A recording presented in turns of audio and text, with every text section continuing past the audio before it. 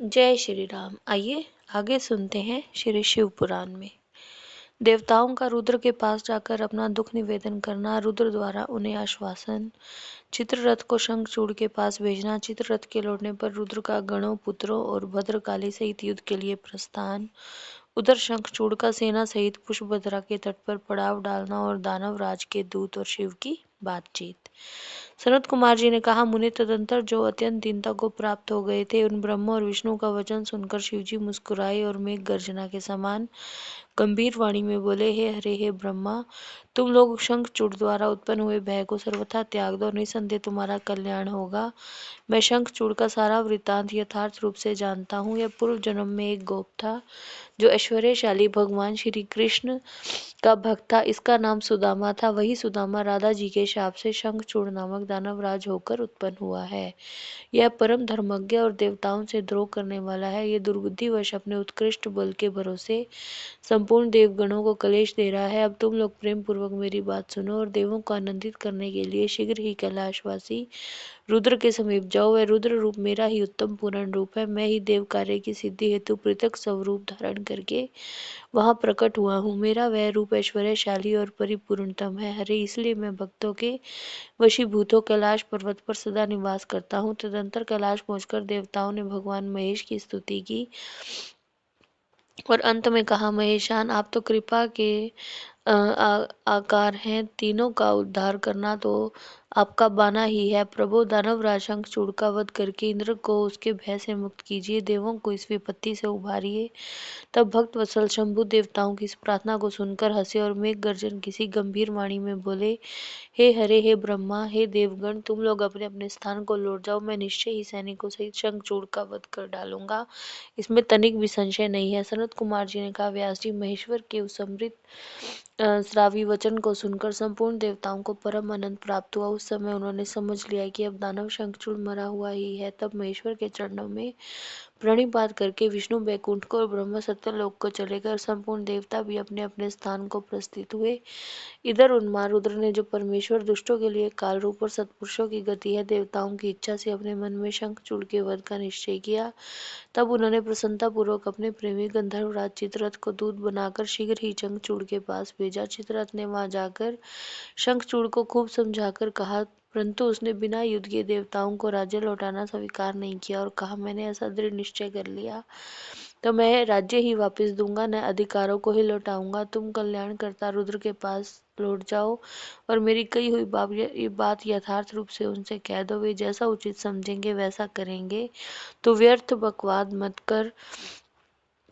सनत कुमार जी ने कहा, मुनि श्रेष्ठ, यूं कहीं जाने पर शिवदूत पुष्पदंत अपने स्वामी महेश्वर के पास लौट गया और उसने सारी बातें ठीक ठीक कह दी। तब उस दूत के वचन को सुनकर देवताओं के स्वामी भगवान शंकर को क्रोध आ गया। उन्होंने वीरभद्रादि गणों से कहा, हे वीरभद्र, हे नंदिन क्षेत्रपाल, आठों भैरव, मैं आज शीघ्र ही शंखचूड़ का वध करने के निमित्त चलता हूँ। अतः मेरी आज्ञा से मेरे सभी बलशाली गण आयुधों से लैस होकर तैयार हो जाएं और अभी अभी कुमारों के साथ रण यात्रा करें। भद्रकाली भी अपनी सेना के साथ युद्ध के लिए प्रस्थान करें। सनत कुमार जी ने कहा, मुने ऐसी आज्ञा देकर शिवजी अपनी सेना के साथ चल पड़े। फिर तो सभी वीरगण हर्षमगन होकर उनके पीछे पीछे चलने लगे। इसी समय संपूर्ण सेनाओं के अध्यक्ष स्कंद और गणेश भी हर्ष से भरे हुए कवच धारण करके सशस्त्र शिवजी के निकट आ पहुंचे। फिर वीरभद्र, नंदी, महाकाल, सुभद्रक, विशालाक्ष, बाण पिंगलाक्ष, विकंपन, विरूप, विकृति, मणिभद्र, बाष्कल, कपिल, दीर्घदृष्ट, विंकार, ताम्रलोचन, कालंकर, बलिभद्र, कालजीव,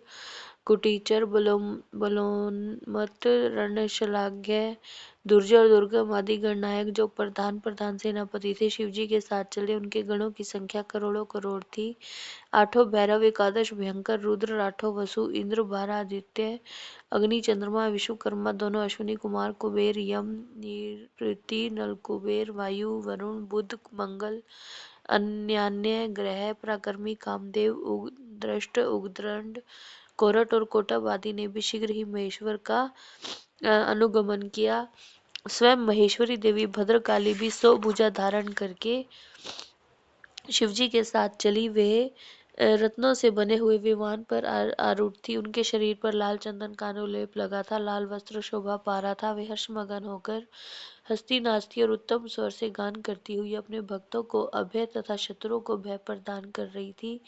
उनकी एक योजन लंबी विषणाकार जीवा लपलपा रही थी। वे अपने हाथों में शंख, चक्र, गदा, पद्म, ढाल, तलवार, धनुष, बाण, एक योजन विस्तार वाला गहरा गोलाकार खप्पर, गगनचुंबी त्रिशूल, एक योजन लंबी शक्ति, मुदगर, मुसल, वज्र, खड़ग, तीखा फलक, वैष्णवास्त्र, वरुणास्त्र, वायवास्त्र, नागपाश, नारायणास्त्र, गंधर्वास्त्र, ब्रह्मास्त्र, गरुड़ास्त्र, पर्जन्यास्त्र, पाशुपत्यास्त्र, जम्बरणास्त्र, पर्वतास्त्र, मान प्रकर्मी, सूर्यास्त्र, काल मानल, महेश्वरास्त्र, यमदंडास्त्र, सम्मोहनास्त्र तथा समर दिव्यास्त्र और अन्य सैकड़ों दिव्यास्त्र धारण किए हुए थी। करोड़ों योगिनियां और डाकिनियां उनके साथ थी। फिर भूत, प्रेत, पिशाच, कुष्मांड, ब्रह्म राक्षस, बेताल राक्षस, यक्ष और किन्नर आदि से घिरे हुए स्कंद ने पिता के पास जाकर उन चंद्रशेखर को प्रणाम किया और उनकी आज्ञा से पार्श्व भाग में स्थित होकर सहायक का स्थान ग्रहण किया। तदंतर रुद्र रूपधारी शंभु अपनी सारी सेना को एकत्रित करके शंख चूड़ के साथ लोहा लेने के लिए निर्भरता पूर्वक आगे बढ़े और देवताओं का उद्धार करने के लिए चंद्रभागा नदी के तट पर मनोहर वट वृक्ष के नीचे खड़े हो गए। जय श्री राम।